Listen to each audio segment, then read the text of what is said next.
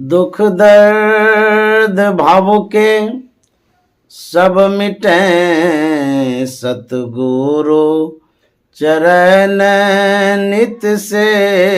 ये दुख दर्द भाव के सब मिटे सतगुरु चरण नित से।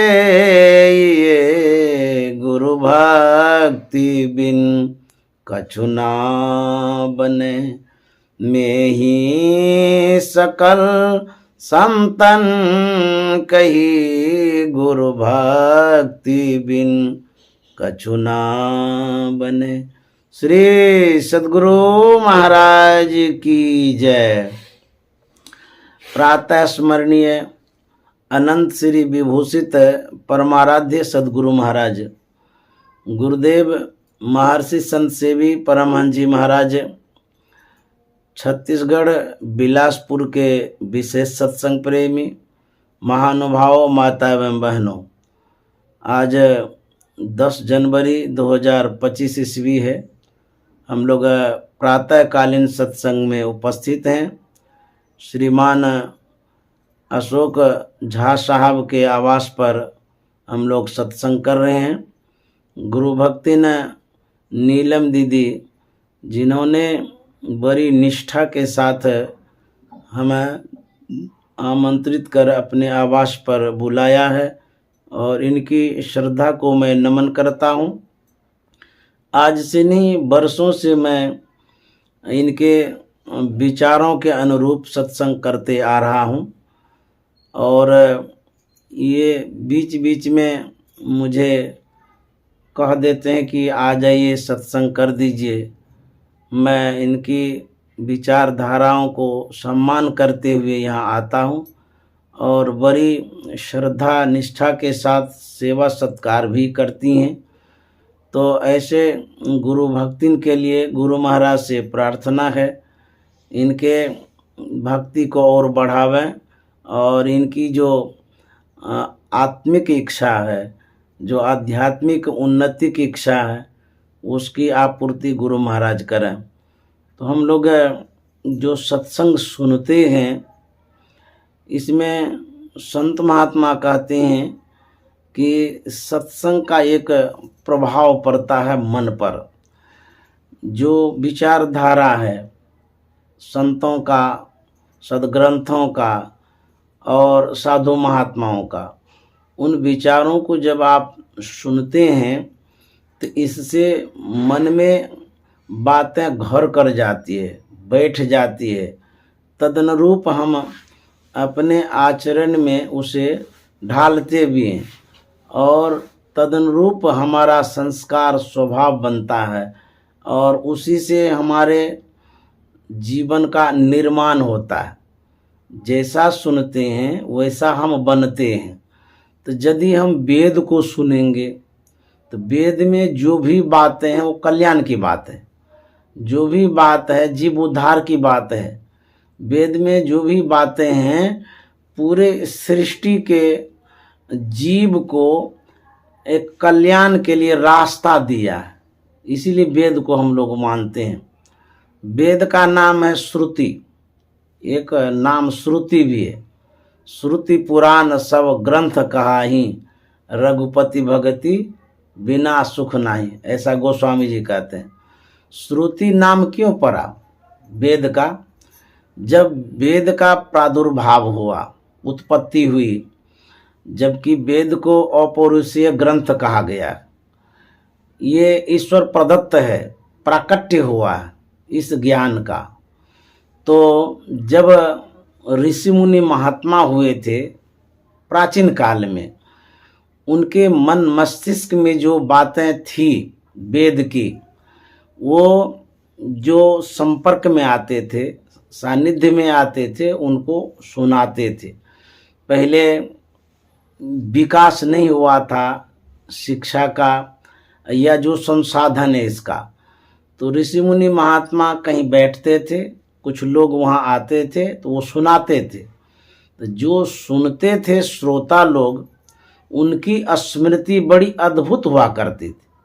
कैसी? एक बार जो सुन लिया उसको याद कर लेते थे। तो ऐसा सुना जाता है कि जो भी सदग्रंथों को ऋषि मुनि महात्मा या गुरुजन सुनाते थे, श्रोता पूरा याद कर लेते थे।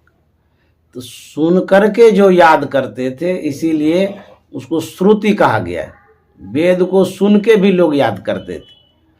पहले पुस्तक रूप में वेद तो था नहीं, ग्रंथ के रूप में नहीं था, तो सुनाया जो जाता था वो सुन करके याद रख लेते थे। तो जब हम सुनते हैं, मेरे स्मृति में स्टोर होता है, जमा होता है।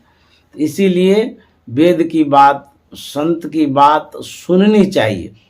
गोस्वामी जी ने कहा, सुनी समझई जन मुदित मन, मज्जई अति अनुराग, लय चारि फल अछत तनु साधु समाज प्रयाग। पहले कहा गया है सुनिए। जब सुनेंगे तभी आप समझेंगे, जब समझेंगे तब आप कुछ करेंगे, और जब करेंगे तब कुछ पाएंगे। आप बच्चों को सिखाया करते हैं कि बाबू पढ़ने के लिए जाओ, सुनाते हैं आप, उनके मन में बातें बैठ जाती है, आपकी आज्ञा का पालन करके वो स्कूल जाता है।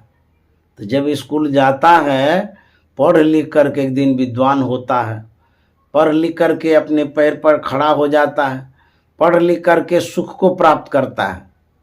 तो जब सुनेंगे तभी तो मन में प्रेरणा होगी, जागृति होगी, तब जा कर के आप कुछ कर पाएंगे। तो सुनना जो चाहिए वो श्रेष्ठ जनों को, जो श्रेष्ठ जन होते हैं उनका सुनना चाहिए। जनसाधारण का यदि सुनेंगे, उनके पास जो शिक्षा है, जो बोध है, वही तो सिखाएंगे, कमाने के लिए सिखाएंगे, भौतिक जीवन को बढ़ाने के लिए सिखाएंगे, सांसारिक जीवन में बरतने के लिए सिखाएंगे। और क्या सिखा सकते हैं? उनके पास तो वही अकल है। लेकिन यदि हम संतों का सुनते हैं, वो लोक परलोक बनाने की बात सिखाते हैं, परमार्थ प्रशस्त करने की बात वो सिखाते हैं। इसीलिए यदि वेद को, विद्वज्जनों को सुनते हैं, उसमें आपको सुख मिलता है। ऐसा गोस्वामी जी का मैंने विचारों को पढ़ा है। वो क्या कहते हैं, जो मार्ग श्रुति साधु दिखावे, तेहि मग चलत सबय सुख पावे। गोस्वामी जी कहते हैं, जिस रास्ते को वेद बतलाता है, श्रुति में न वेद, और सज्जन बतलाते हैं, संत जन बतलाते हैं, यदि उस रास्ते को आप अपनाते हैं, कहता सबय सुख पावे, तेहि मग चलत सबय सुख पावे। सबको सुख मिलेगा यदि उस रास्ते को अपनाएंगे। तो साधु महात्मा कहते हैं कि सत्संग के विचारों को ध्यान से सुनिए। हम लोग वेद मंत्र में सुन रहे थे, वेद भगवान उपदेश करते हैं। वेद को भगवान की उपाधि मिली है, भगवान की संज्ञा मिली है। क्यों? वेद जो कहते हैं अकाट्य वाणी होती है, उसको आप नहीं काट सकते हैं। तो कहते वेद भगवान कह रहे हैं। तो मान लिया जाए भगवान कुछ कहे, आप ना माने, तो क्या भगवान की भक्ति होगी या भगवान से आशीर्वाद आप ले सकेंगे? किन्हीं की आज्ञा का यदि आप पालन नहीं करेंगे, वो कुछ भी नहीं देंगे आपको। तो जिनकी आज्ञा का पालन करते हैं, वो खुश होकर के कुछ न कुछ आपको भेंट करते हैं। तो वेद भगवान कह रहे हैं, यदि उनकी बातों को सुनिएगा, तब जा कर के आपको आशीर्वाद मिलेगा, कृपा होगी। तो वेद भगवान क्या कह रहे हैं? वेद भगवान कहते हैं कि पहले बुद्धि योग अर्थात सत्संग करना चाहिए। बुद्धि योग का मतलब है तो बुद्धि को जोड़ना, संयोग करना, एकत्रित करना, टोटल।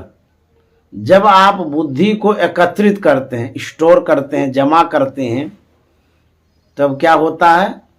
तब परमात्मा के तत्व ज्ञान को आप जान पाते हैं। तो कहेंगे हमारे पास तो बुद्धि है ही है, बुद्धि को कोई कमी है? हम पढ़ते हैं तो बुद्धि होती है, या किसी के संपर्क में होते हैं तो वहाँ बुद्धि होती है। बुद्धि ही बुद्धि है, लेकिन वेद भगवान कहते हैं वह बुद्धि, जिस बुद्धि से आपके जीवन में शुद्धि आएगी, पवित्रता आएगी, अच्छा संस्कार होगा, जो बुद्धि भौतिकता से ऊपर उठ करके प्राप्त की जाती है। जैसे कि बहुत तरह का अनाज है, एक तरह का अनाज तो नहीं, बहुत तरह का अनाज है, मकई है, गेहूं है, और सब जो अनाज है, सब अनाजों में अलग अलग प्रभाव है, गुण है। जो मकई में गुण है उससे बेहतर गेहूं में है, उससे भी बेहतर और किसी अनाज में है।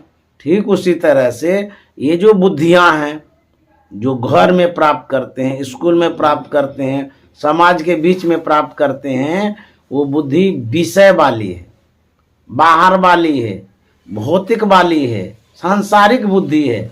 तो जब साधु महात्मा से बुद्धि प्राप्त करते हैं, वो अलौकिक बुद्धि है, आंतरिक बुद्धि है, अनुभव वाली बुद्धि है। उस बुद्धि को प्राप्त करने के लिए वेद भगवान कहते हैं। तो माध्यम क्या है? का तो माध्यम है सत्संग, क्योंकि सब बुद्धि अलग अलग तरह से प्राप्त की जाती है। तो जब आप सत्संग में जाते हैं, वहाँ शुद्ध बुद्धि है। जैसे आप बाजार जाते हैं, बाजार में आप किन्हीं वस्तुओं को खरीदना चाहते हैं, तो अलग अलग वस्तुएं होती है, टमाटर है, बैगन है, जीरा है, वो सब खरीदने के लिए सिंपल सा साधारण शॉप पर जाते हैं, साधारण दुकान पर जाते हैं। और यदि हीरा खरीदिएगा तो हीरा खरीदने के लिए आपको विशेष दुकान पर जाना होगा, वैसी व्यवस्था के साथ जाना होगा, नहीं तो हीरा नहीं खरीद सकते हैं। जीरा खरीदने के लिए जा सकते हैं। ठीक उसी तरह से जो शुद्ध बुद्धि है, पवित्र बुद्धि है, वो कहाँ है? वो संतों के मस्तिष्क में है, विचारों में है, वेदों में है, सत्संग में मिलता है। बिनु सत्संग विवेक न होई, राम कृपा बिनु सुलभ न सोई। जब तक सत्संग के माहौल में आप नहीं जाएंगे, शुद्ध बुद्धि, पवित्र बुद्धि नहीं मिलेगी। इसीलिए एक प्लेटफॉर्म बना दिया गया, एक माहौल बना दिया गया है, एक सभा बना दी गई है कि इस सभा में आप जाइए, उसको सत्संग बोलते हैं। यहाँ जब आएंगे तो यहाँ पर इसी बुद्धि को बांटा जाता है, जो शुद्ध है, पवित्र है, कल्याणकारक बुद्धि है। इसीलिए हम लोग एक सत्संग का रूप दे दिए हैं, संत महात्मा सत्संग का एक प्लेटफॉर्म दे दिए हैं। इस बहाने, इस कारण से आप इससे जुड़े रहेंगे, आपके पास अच्छी बुद्धि आती रहेगी, और जब अच्छी बुद्धि आएगी तब आप सज्जन कहलाएंगे और समाज में पूजे जाएंगे, सम्मानित होंगे। तो यह एक स्थान है जहाँ हम बैठे हैं, लेकिन ये सत्संग का स्थान है, सत्संग सभा है। जो गोस्वामी जी ने कहा है, सुजन समाज सकल गुण खानी, अब बिनु सत्संग न पावई प्राणी। गोस्वामी जी कहते हैं ये सुजन समाज है, सकल गुण खानी, कहता करो प्रणाम जोरी जुग पानी। ये जो समाज है, कौन समाज? संत समाज, जिसमें हम लोग अभी आप बैठे हैं सबके सब। कहते ये कैसे? सुजन, अच्छे व्यक्तियों का समूह है, संगठन, रूप। कहते हैं सकल गुण खानी, इस समाज में सभी गुण की खानी है। जैसे आप किसी सोसाइटी में रहते हैं, एक सोसाइटी होती है, जैसे आप जहाँ रह रहे हैं बिलासपुर में, तो आपका जो कैंपस है, इसमें जो भी लोग हैं अलग अलग तरह का है। तो आपके मन में होता है इस सोसाइटी में अच्छे आदमी रहें तो सुकून से जी सकेंगे, शांति से जी सकेंगे। अपने सोसाइटी में सज्जनों को खोजते हैं आप, उनसे मिलते हैं, क्योंकि वो सज्जन हमको सुख देगा, उसे सुख मिलेगा, शांति मिलेगी, खोजते नहीं ऐसा। उसी तरह से ये संत मत क्या है? ये सुजन समाज है, अच्छे लोगों का समूह इसमें है, अच्छी सोसाइटी है ये। इसीलिए गोस्वामी जी कहते हैं मैं ऐसे समाज को, सोसाइटी को प्रणाम करता हूँ। करो प्रणाम जोरी जुग पानी, क्योंकि यहाँ से आपको हेल्प मिलता है, मदद मिलता है। इसीलिए इस समाज में कहते हैं जुड़ने के लिए, आने के लिए, मुद मंगलमय संत समाजो, जो जग जंगम तीर्थ राजो। ये समाज कैसा है? खुशी और मंगल प्रदान करने वाला है। जैसे जब आप किसी सज्जन से मिलते हैं तो दो अच्छी अच्छी बातें सुनते हैं, कुछ अच्छा सुझाव देता है, आपको बहुत हेल्प करना चाहता है, वो आपके मन में होता कितने अच्छे सज्जन हैं, बड़े अच्छे हैं, इनसे मिलना चाहिए। आप उन्हीं के पास बार बार जाते हैं। जैसे मान लिया जाए आप साधु को बुलाए, अच्छा विचार सुनने के लिए नहीं बुलाए, तो जो साधु को बुलाए हैं अच्छे विचारों को सुनने के लिए, इसी को कहता मुद मंगल में संत समाज। खुशी और मंगल प्रदान करने वाला साधु समाज होता है, ऐसा गोस्वामी जी कहते हैं। तो इस समाज से जो जुड़ता है उसका अवश्य कल्याण होता है, और जो इससे दूर हो जाते हैं, अलग हो जाते हैं, तो गोस्वामी जी क्या कहते हैं? ते नर नरक रूप जीवत जग, भव भंजन पद विमुख अभागी, नहीं सत्संग भजन नहीं हरि को, श्रवण नाम कथानुरागी। वो नर नरक के समान है, जो सत्संग और भजन नहीं करते हैं। तो जो इससे दूर रहते हैं उनकी दुर्गति होती है, जो संतमत से जुड़े रहते हैं, सत्संग से जुड़े रहते हैं, उनका जीवन सुखमय होता है, शांति में होता है। इसीलिए इस सत्संग की आवश्यकता है। हमारे दुल्हन साहब ने कहा है, कर सत्संग आपने अंतर, अपने अंतर में कहते हैं सत्संग करने के लिए। तजी मद मोह अरु माया रे, जो नहीं करते कहते तू काहे को जग में आया रे, संसार में क्यों आए हैं? जब सत्संग ही नहीं करते हैं, अच्छे विचारों को यदि आप नहीं अपनाते हैं, आपका जो जीवन है वो नरकवत हो जाता है। जैसे मान लिया जाए जो अशिक्षित व्यक्ति है, उसका रहन सहन व्यवहार आप जब देखिएगा उदंड वाला, अल्हड़ वाला, अज्ञानता वाला होता है। जो शिक्षित होते हैं, जिनके पास ज्ञान होता है, बुद्धि अच्छा विचार रखता है, उनके विचारों आचरण में आसमान धरती का फर्क पाएंगे।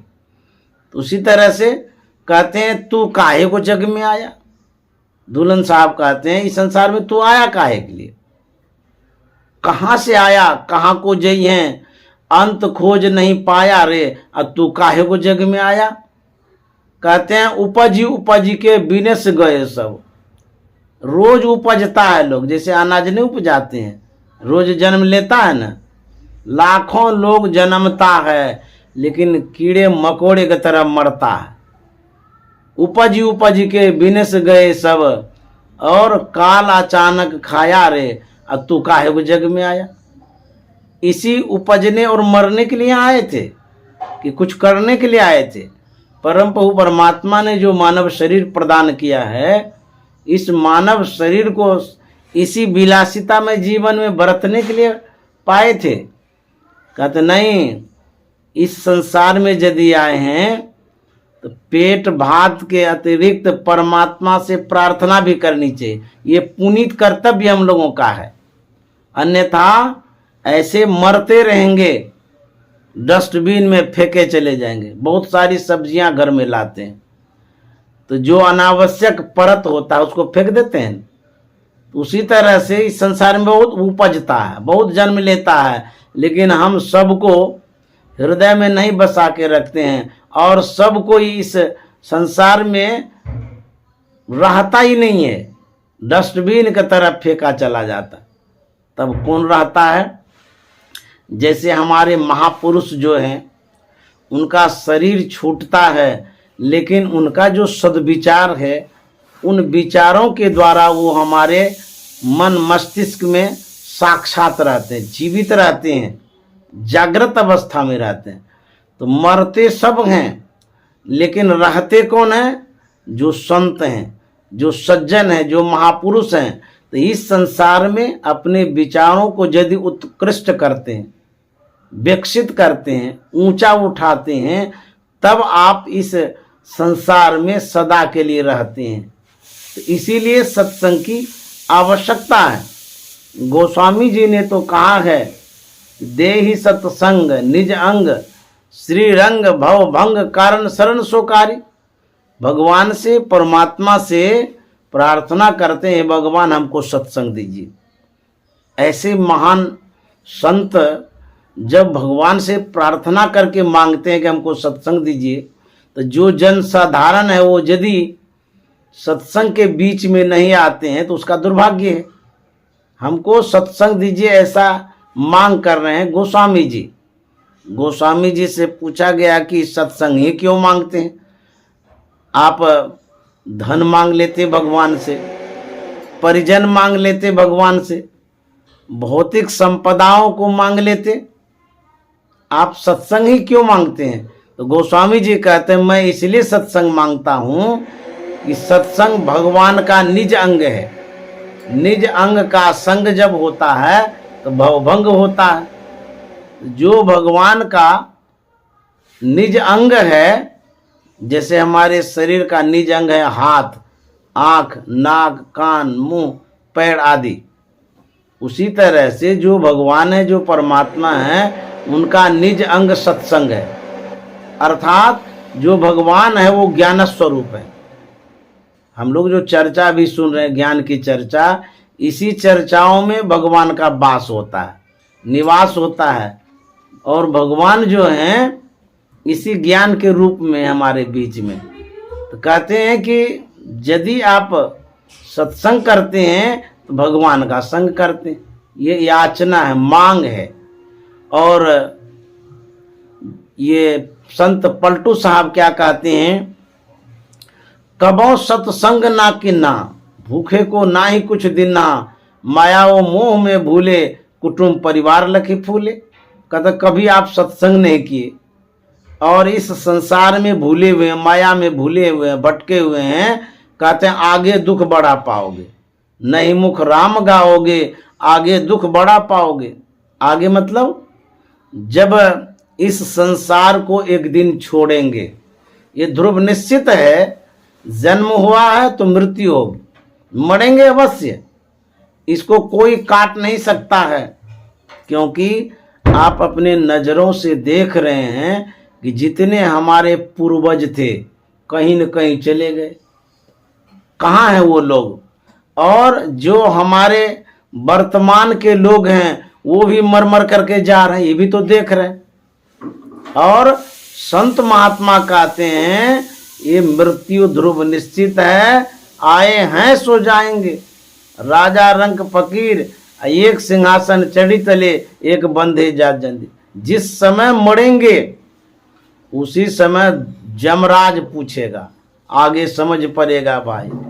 उसी समय पूछेगा तो क्या जवाब देंगे जमराज को? तो कहते हैं इसीलिए सत्संग की आवश्यकता है, सत्संग की मांग। इसीलिए संत महापुरुष क्या करते हैं, एक बड़ा ही मार्मिक प्रसंग है।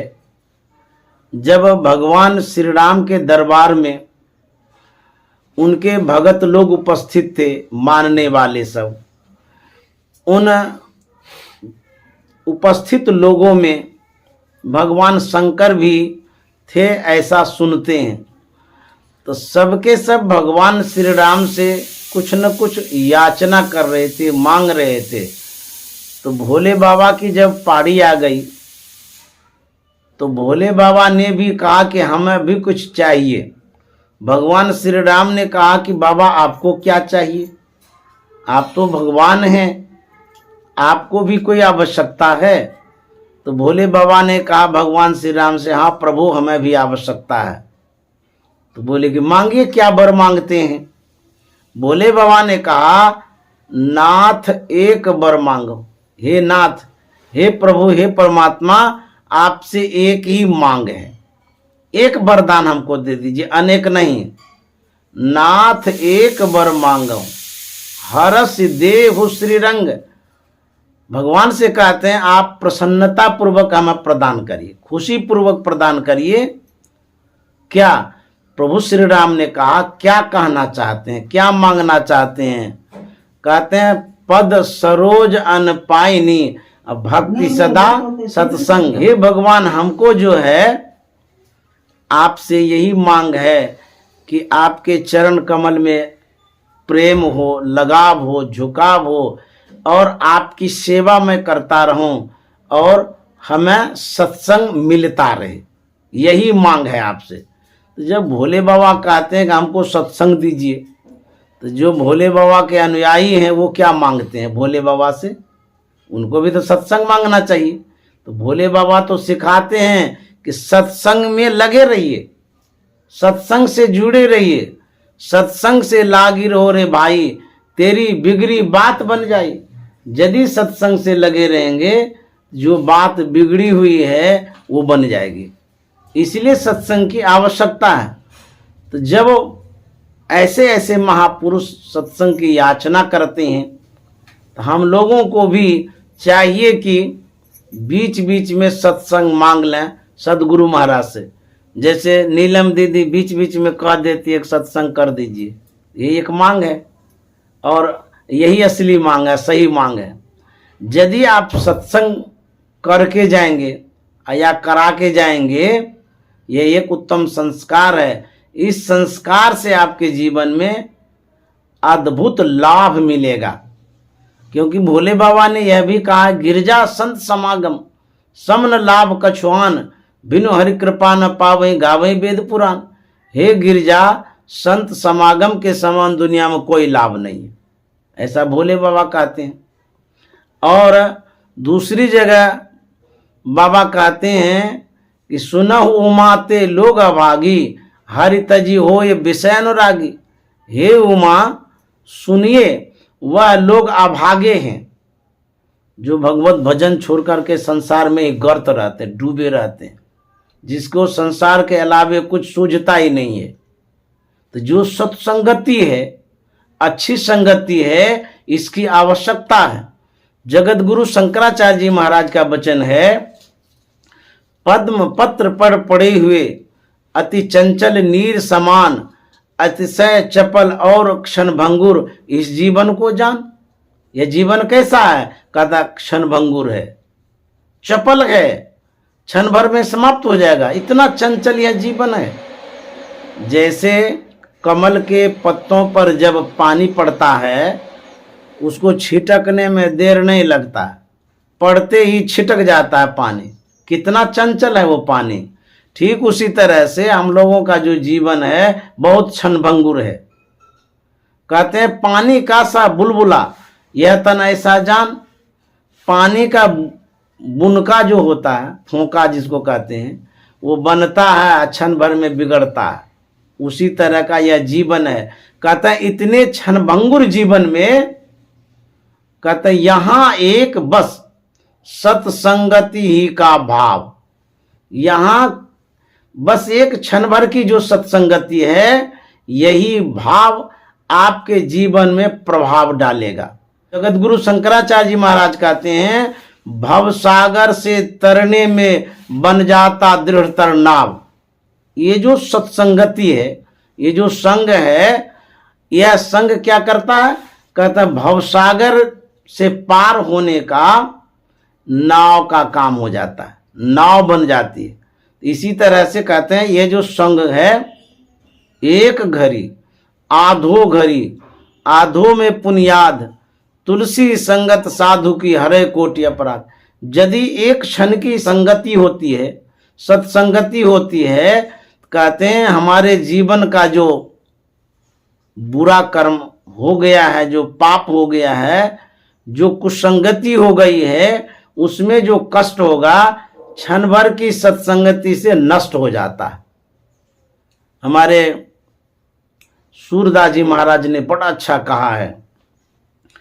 उन्होंने कहा है कि यदि आप संगति करते हैं, संगति रहे साधु को अनुदिन, बराबर यदि संगति होती है, संग होता है, तो होता क्या है? संगति रहे साधु को अनुदिन, भव दुख दूरी न सावत, सूरदास या जन्म मरंते, तुरत परम गति पावत, जा दिन संत पाहुने आवत। देखिए कितना बड़ा प्रभाव है। यदि अच्छी संगति होती है, साधु महात्मा का संग होता है, तो कहते हैं आपके जीवन में जो कष्ट है, कलह, कल्पना, जो दिक्कतें हैं, वो सब कष्ट संत महात्मा काट देते हैं। इसीलिए कबीर साहब कहते हैं, कबीर संगत साधु की जो गंधी को बास, जो कुछ गंधी दे नहीं तो भी बास सुवास। यदि संगति करते हैं साधु महात्मा का, आपके जीवन में सुवास आता है। सुमन होता अच्छा, बास मन गंध, जो अच्छी सुगंधी है आपके जीवन में भरती है। क्या जो नाक से सूंघते वो सुगंधी? नहीं नहीं, ज्ञान की सुगंधी, सदाचार की सुगंधी, शिष्टाचार की सुगंधी, अच्छे विचारों की सुगंधी, साधना की सुगंधी, ईश्वर भक्ति की सुगंधी आपके जीवन में भर जाती है। इसीलिए अच्छी संगति की आवश्यकता है। हम जिनसे मिलते हैं उनके पास जो आभाएं होती है, उन आभाओं से हम प्रभावित होते हैं। इसी को कहते हैं सुगंधी। तो जो संत महात्मा होते हैं उनके पास कैसी आभाएं होती हैं? क्या तो उनके पास ज्ञान की आभा होती है, सदाचार की, शिष्टाचार की, नेक विचार की आभाएं होती है। तो जब आप उनके करीब जाते हैं तो लाभ मिलता है। आप इत्र के दुकान पर जाइए, वहाँ यदि आप खड़े होते हैं तो शायद इत्र की जो सुगंध है आपके नाक तक आ जाती है। खरीदते नहीं है, सिर्फ खड़े हैं, मुफ्त में वो सुगंधी मिल गई। अच्छा, इत्र से सिर्फ सुगंधी ही तो लेते हैं, खाते तो नहीं है उसको। इत्र को खाया नहीं जाता है, सुगंधी सिर्फ ग्रहण करते हैं नाक से। लेकिन दुकान पर जब खड़े होते हैं, बिना पैसे का हमको वो सुगंधी मिलती है। ठीक उसी तरह से यदि साधु महात्माओं के जेड़े में जाते हैं, संग में जाते हैं, उनके संग से जो उनके अंदर में अच्छाइयाँ हैं वो हमारे जीवन पर प्रभाव डालती है। इसीलिए साधु संग से ये लाभ मिलता है। हम लोगों को मुफ्त में वो लाभ मिलता है जब साधु संग करते हैं। इसीलिए संगत की आवश्यकता है, अच्छी संगति की आवश्यकता है। यदि आप अच्छा संग करेंगे तो अच्छा होगा, बुरा संग करेंगे तो बुरा होगा। गोस्वामी जी के विचारों को यदि हम पढ़ते हैं तो पता चलता है, वो कहते हैं हानि कुसंग सुसंगति लाहु, लोको वेद विदित सब काहू। यदि आप बुरी संगति में पड़ते हैं आपको हानि हो जाएगी, हानि कुसंग। और यदि अच्छी संगति में जाते हैं तो आपको लाभ मिलता है। हानि कुसंग सुसंगति लाहु, लोको वेद विदित सब काहू। लोक में और वेद में यह बात प्रसिद्ध है, विदित है कि अच्छे संग से आपको अच्छा, बुरे संग से बुरा होगा, ध्रुव निश्चित है। ऐसा गोस्वामी जी कहते हैं। एग्जाम्पल दे करके, उदाहरण दे करके वो समझाते हैं किस तरह से लाभ और किस तरह से हानि होती है। गोस्वामी जी कहते हैं, गगन चढ़ई रज पवन प्रसंगा, कीचई मिलई नीच जल संगा। जो धूल है वो जमीन में पड़ी हुई है, उसका अस्तित्व नहीं है उड़ने का, जड़ धूल है ना। लेकिन उसी धूल को यदि हवा का संग हो जाए, आंधी तूफान में आप देखे होंगे जब खूब जोर से आंधी चलती है, वही धूल जो जड़ जमीन में पड़ी हुई है वो आकाश में उड़ने लगती है, वो गगनगामिनी हो जाती है। अब बुझिए तो वो जड़ है, चेतना तो है नहीं जो उड़ेगी, लेकिन संग के कारण वो धूल उड़ती है। हवा के संग के कारण वो आकाश में चली जाती है। अच्छी संगति से लोगों की उन्नति होती है, विकास होता है, ऊपर चढ़ जाता है। और यदि वहां जाकर के भी गलत संग हो जाए, गलत व्यक्तियों का संग हो जाए, तब क्या परिणाम होगा?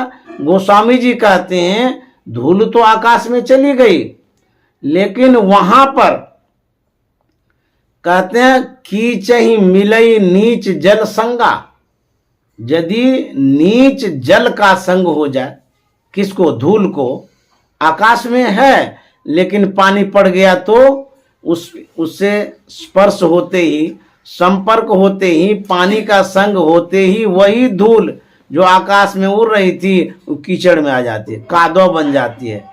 अब बुझिए तो उसका कितना बड़ा अस्तित्व था, धूल का संग के कारण ऊपर चली गई और उसका अस्तित्व मटिया मेट हो गया, वो बुरा संग होने के कारण। तो संग का ये प्रभाव पड़ता है।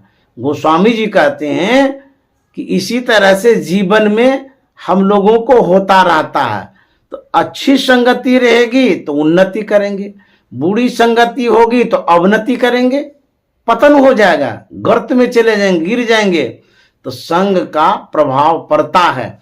इसीलिए हम लोग बीच बीच में जो समय मिलता है, अवकाश मिलता है, तो साधु का संग करते हैं, सत्संग करते हैं। आप आवास पर साधु महात्माओं को बुलाते हैं, उसकी आभाएं मिलती है, प्रभाव होता है, मन उत्प्रेरित होता है, प्रभावित हो जाता है और मन में एक ऊर्जा आ जाती है। हमारे मन में इतनी अद्भुत शक्ति आ जाती है कि हम प्रेरित होते हैं फिर सत्संग करने के लिए और आध्यात्मिक ओर बढ़ने के लिए। ये सत्संग का प्रभाव होता है, इसीलिए सत्संग की आवश्यकता होती है। श्री रामकृष्ण परमहंस का वचन है कि एक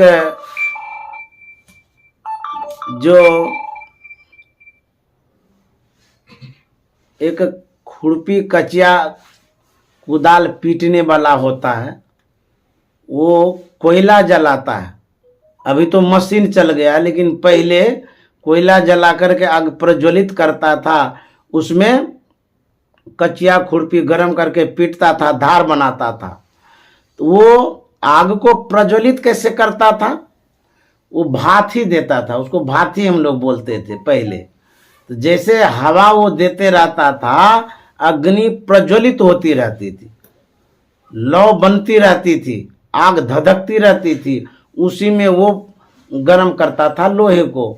तो रामकृष्ण परमहंस कहते हैं जिस तरह से वह भाथी को देते रहता है तो आग प्रज्वलित होती रहती है, और जैसे भाथी देना बंद कर देता है तो आग मंद पड़ जाती है। देखिए शांत हो जाती है आग। आग में जो क्षमता थी प्रज्वलन की, दाहकता की, तो वह क्षमता घट जाती है। तो हवा देते रहने से क्षमता बनी रहती है आग में, और जैसे हवा बंद कर देते हैं क्षमता घट जाती है आग में, अंततः आग बुझ भी जाती है। ठीक उसी तरह से रामकृष्ण परमहंस कहते हैं यदि आप संतों से जुड़े रहते हैं, सत्संगों से जुड़े रहते हैं, अच्छी संगति से जुड़े रहते हैं, आपके मन में आध्यात्मिक ऊर्जा बनी रहती है, आपका मन उत्प्रेरित होता रहता है। और जैसे ही संगति छोड़ देते हैं, बुरी संगति में लग जाते हैं, मन आपका सुस्त हो जाता है, सांसारिक हो जाता है, विषयी हो जाता है और गड्ढे गोर लेके चला जाता है। इसीलिए बराबर सत्संग से जुड़े रहिए तो मन प्रेरित रहेगा, नहीं तो मन पसर जाएगा। संसार में मन पूरा फैल जाता है। जब मन फैल जाएगा तो मन कहाँ ले जाएगा? मन तो जड़ है, अज्ञान अवस्था में है। मान लिया कोई अंधा आदमी है और उनका आप हाथ पकड़ लिए, आपको कहाँ ले जाएगा वो अंधा आदमी? जरा सोचिए। अंधा आदमी को तो रास्ता सूझता ही नहीं है, उसको पता ही नहीं लक्ष्य का, उद्देश्य का। ले जाएगा कहाँ? जहां उसका पैर जा रहा उधर ही लेके जाएगा। हो सकता आगे में कुआं हो सकता गड्ढा हो, वो तो गिरवे करेगा और आप भी गिरेंगे। उसी तरह से संसार के लोगों के साथ यदि चलेंगे, वो अज्ञान अवस्था में है, अंधकार में है, अबोधता से घोरत है वो। आप यदि उनका बाह पकड़ेंगे, उसके साथ जाएंगे, उसके पास लाइट नहीं है, ज्ञान नहीं है, रोशनी नहीं है, आपको भी वो दुख में डाल देगा। इसीलिए लाइट वाले का साथ पकड़ने के लिए कहते हैं संत के पास रोशनी है, जनरेटर है, पावर है, ज्ञान की शक्ति है। इसीलिए कहता हूं उसके बाह को पकड़ो। चलो चलो चलो भाई, धरु गुरु पद धाई, हो भाई दृढ़ अनुरागी, भ्रम त्यागी हो भाई। कहते हैं संत के शरण में जाइए, सदगुरु के चरण में जाइए, वहीं पर आपका समाधान होगा, वहीं पर समस्याओं से आप दूर होंगे। अन्यथा यदि गलत संगति में चले गए, बुरी संगति में चल गए तो दुर्दशा हो जाएगा। लोग कहा करते हैं कि सिया राम मैं सब जग जानी, करो प्रणाम जोरी जुग पानी। बात सत्य भी है, अकाट्य बात है कि सिया राम जो है सब में जग जानी, परमात्मा सर्वव्यापक हैं। लेकिन ये जो कहता है सब जानी, ये गलत है, यही भूल है। सबको कैसे कह सकते हैं जानते हैं कि सब में व्यापक परमात्मा है? सब नहीं जानी, कोई कोई जानी। सबको पता है कि परमात्मा सर्वव्यापक है, सुन करके पता हुआ है, लेकिन जानते तो नहीं है। सर्वव्यापकता का आपको बोध नहीं है, श्रवण ज्ञान है ये। यदि आप यह सुन लिए कि सब में भगवान है, सबका संग करना चाहिए, तो क्या होगा? आप सबका यदि संग करेंगे, हो सकता है कि गलत संगति पड़ जाए। तो आप तो भगवान समझ करके संग किए हैं, लेकिन उससे आपको हानि हो जाएगी। एक उदाहरण देते हैं कि यदि आप सबका संग करते हैं तो किसमें कैसा गुण है, ये बतला रहे हैं। एक विद्वान आदमी था और संभ्रांत परिवार का था, समृद्ध परिवार से था वो। वह व्यक्ति एक बाघ का बच्चा पाल रखा था, बड़ा छोटा था, बड़ा प्यारा था, आकर्षक बच्चा था। किसी किसी को हो जाता है जानवरों से भी स्नेह, तो पालता था, खिलाता था, पिलाता था, जो भी उनका भोजन होता था, बहुत स्नेह देता था बच्चों को। उसके बाद अपने कार्य पर वो ऑफिस चले जाते थे, फिर आते थे शाम को, तो फिर बच्चों को दुलारता था, पुचकारता था, खिलाता पिलाता था। इस तरह से होते होते वह बच्चा एक दिन सयाना हो गया। रोज की भांति उस दिन भी वो बच्चों को सहला रहा था, बाघ को। वह बाघ इस व्यक्ति के पैर को चाटने लगा। बाघ के जीभ में रुखरापन होता है, मांस को भी चाट लेता है, उनको तो चाटता ही है। तो रुखरापन होने के कारण वो जो सज्जन था, उसके पैर का त्वचा बड़ा मुलायम, तो त्वचा फट गया, खून का स्राव हो गया। बाघ के जीभ से मानव के खून का स्पर्श होता है। अब देखिए, मानव के खून का तो प्यासा होता है, जैसे ही जीभ से स्पर्श हुआ, उसका जो बाघ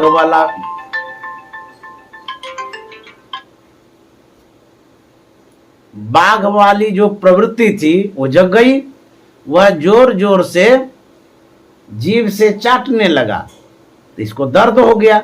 जैसे दर्द हुआ, पैर को पीछे किया, पैर को पीछे किया तो बाघ क्या करता, उस समय अपने पंजे को कंधे पर डाल देता है। देखिए अब क्या दुर्दशा होती है।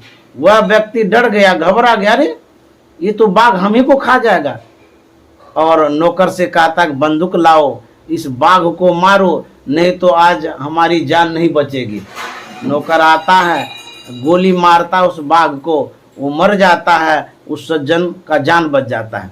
हमारे कहने का मतलब ये है, जब आप बाघ का संग करते हैं, खिलाते हैं, पिलाते हैं, बढ़िया से रखते हैं, लेकिन वह जो दोस्ती आपकी है, एक दिन तो जान लेने के लिए तैयार हो गया। बाघ जानवर है, गाय भी जानवर है, दोनों जानवर है। लेकिन यदि गाय का संग करते हैं तो गाय की संगति से आपको लाभ मिलता है। आज तक आप सुने हैं किसी गाय ने किसी का गला चिप दिया या मार दिया है, या गाय किसी को खा गई है, ऐसा सुने हैं? जानवर गाय भी है, अब बाघ भी जानवर है, लेकिन दोनों में फर्क कितना है? बाघ का जो गुण और स्वभाव है वो दुर्जन वाला है, दुष्ट वाला है, अज्ञानी वाला है। और गाय का स्वभाव सज्जन वाला है, हेल्प करने वाला है। भले छटपट वो कर देती है, लेकिन जान से किसी को आज तक नहीं मारी है। तो संत महात्मा समझाते हैं, गाय प्रवृत्ति के जो व्यक्ति हैं वो अच्छी संगति वाले, उसका संग करिए। और बाघ प्रवृत्ति वाले कौन है? दुष्ट, दुश्मन, जो लोगों को सताया करते हैं, परेशान करते रहते हैं। जिनकी प्रवृत्ति सिर्फ दूसरों को दोष दुख देने की है, दूषित करने की जिनकी प्रवृत्ति है, वैसे व्यक्ति बाघ प्रवृत्ति के। आप दोस्ती तो कर लेते हैं, लेकिन एक ना एक दिन वो दोस्त आपका गला घोटेगा। क्यों? संस्कार उसका वैसा ही है, विचार ही उनका वैसा है। इसीलिए संत महात्मा कहते हैं कि वैसे का संग मत करो जो एक दिन तुम्हारा गला घोटेगा, वैसे का संग करो जो तुमको सपोर्ट करेगा, सहयोग करेगा। साधु से झगड़ा भला और साकट से नहीं प्रीत। साधु से भले झगड़ा हो जाए, सुरक्षित रहेंगे, और जो दुर्जन है, साकट मांसाहारी जो है, उसका संग करिएगा तो गला घोट देगा एक दिन। दोस्ती बनाते हैं, इतना अच्छा से मीठा मीठा बोलता है, उस समय तो आपको लगता है भगवान ही है, लेकिन जब वो अपने संस्कार में आएगा, शैतान प्रवृत्ति में जैसे ही आएगा, तब आप रोएंगे, सिर धोएंगे, कहेंगे बाप रे बाप, हम तो समझ रहे थे भगवान है, ये तो शैतान है। इसीलिए अच्छी संगति की आवश्यकता है। सूरदास जी महाराज कहते हैं, तजो मन हरि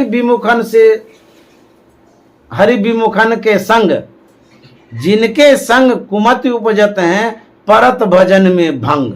कहते हैं हरि से जो विमुख है, जो भगवान को नहीं मानता है, जिनकी प्रवृत्ति समाज के बीच में गलत वाली है, ऐसे का संग छोड़ दीजिए, दूर रहिए।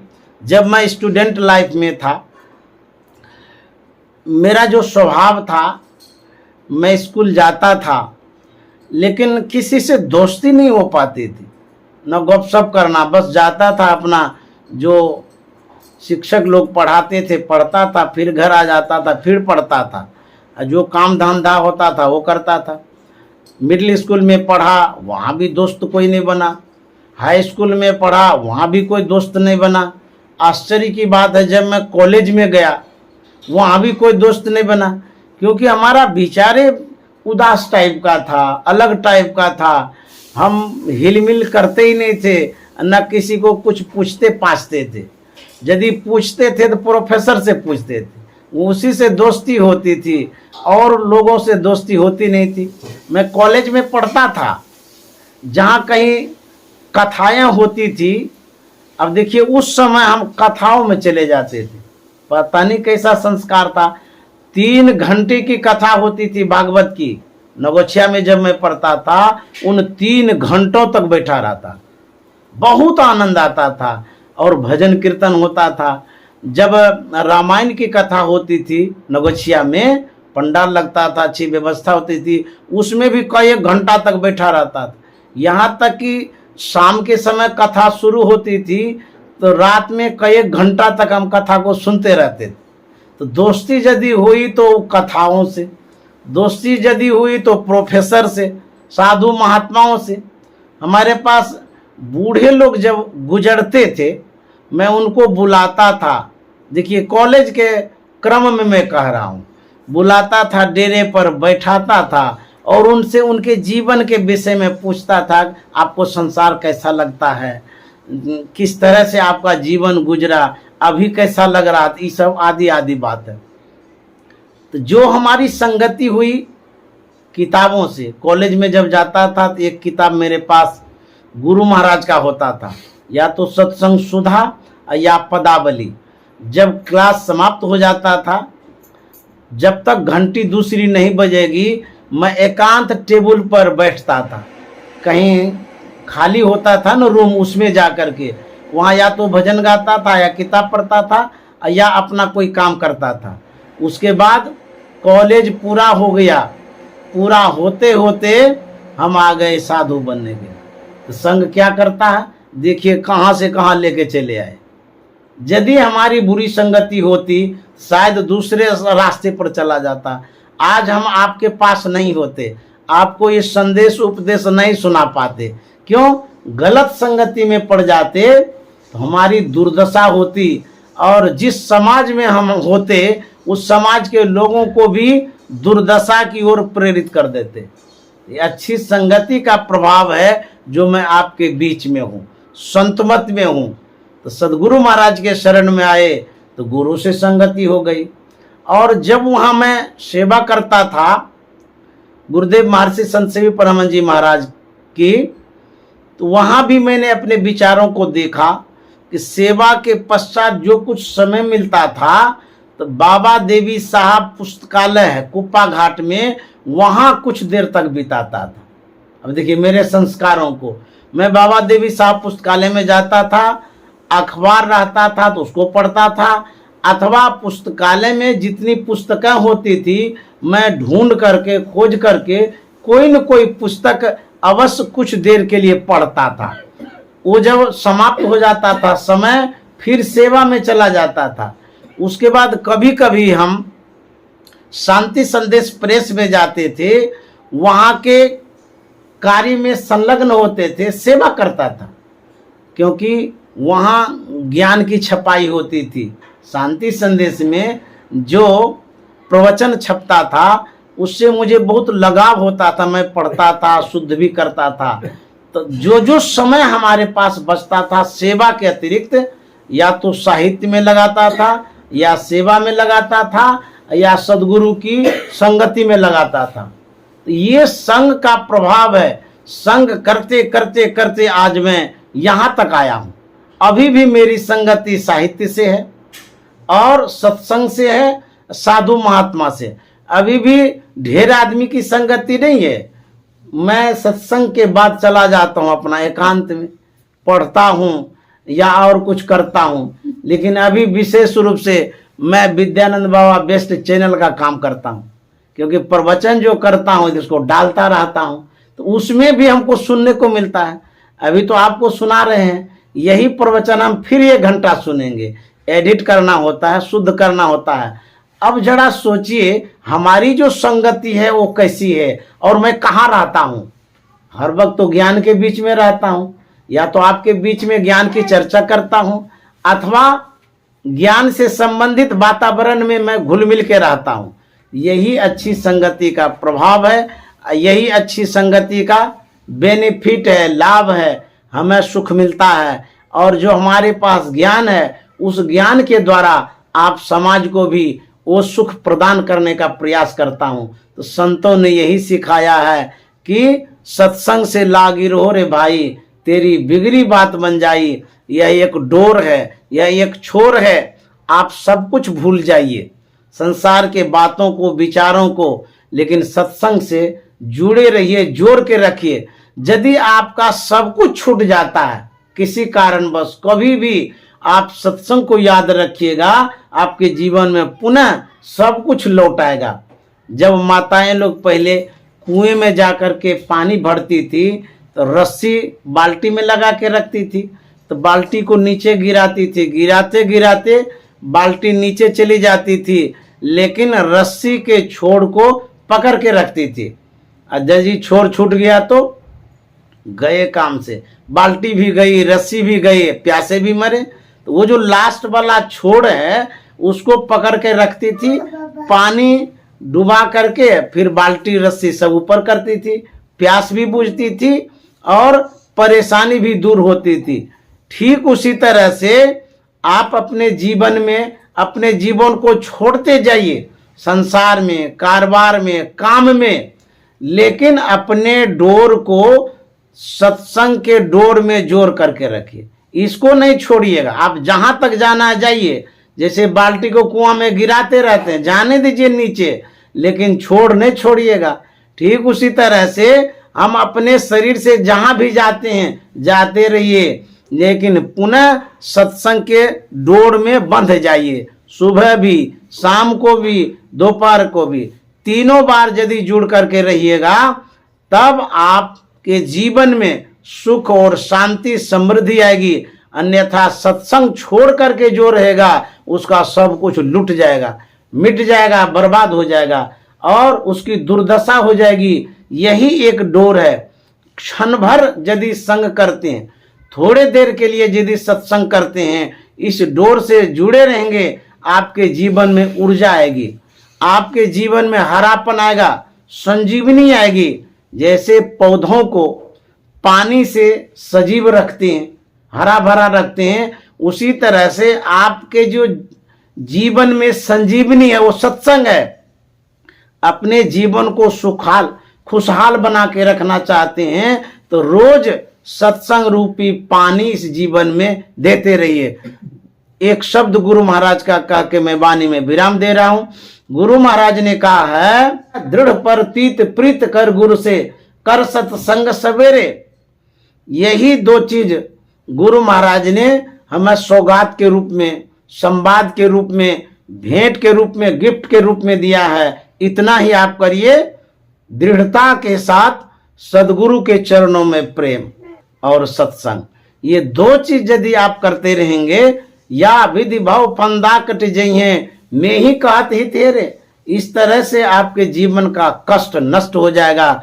और गुरु महाराज कहते हैं, मैं आपके हित को ढूंढ करके कह रहा हूं। गुरु महाराज कह रहे हैं, बात तो माननी चाहिए, तो क्या करना है? गुरु में प्रेम और सत्संग, इसी सत्संग से जुड़े रहिए। आपके जीवन में बहुत बड़ी उपलब्धि होती रहेगी। आपका जीवन सुखमय शांति में रहेगा। अन्यथा संसार जल रहा है, उस झुलसते हुए व्यक्तियों के समूह में जाएंगे, आपको झुलसना ध्रुव निश्चित है। आप बच नहीं पाएंगे। आग लगी आकाश में चुई चुई पर अंगार, अगर न होते संत जन तो जल जाता संसार। संतों के संग में जाइए यदि बचना चाहते हैं, अन्यथा सब के सब राख हो रहे हैं, जल रहे हैं। आप कम से कम बचिए। यदि आप संतों के वाणी के अनुकूल, विचार के अनुकूल चलेंगे, सुख और शांति होगी। हमारे गुरु भक्ति ने नीलम दीदी ने सत्संग कराया। प्रातःकाल का सत्संग आप समाप्त कर रहे हैं। मैं बहुत बहुत साधुवाद देता हूँ। हमारे जो अशोक बाबू हैं, आदरणीय अशोक बाबू को भी मैं प्रणाम करता हूँ। इतना समय इन्होंने दिया। और हमारे जो अशोक बाबू के पिताजी हैं, माताजी हैं, मैं उनके चरणों में भी प्रणाम करता हूँ, क्योंकि वयोवृद्ध हैं फिर भी इतने देर तक बैठे रहे। बहुत बहुत साधुवाद। और हमारे बीच छोटे श्रोता भी हैं। ये नाम कितना अच्छा, अव्यक्त हैं। और ये तो अव्यक्ति हैं, इन्हीं को प्राप्त करने के लिए तो हम ढूंढते रहते हैं, ध्यान करते रहते हैं, और हमको तो मिल गए यहाँ। श्री सद्गुरु महाराज की जय।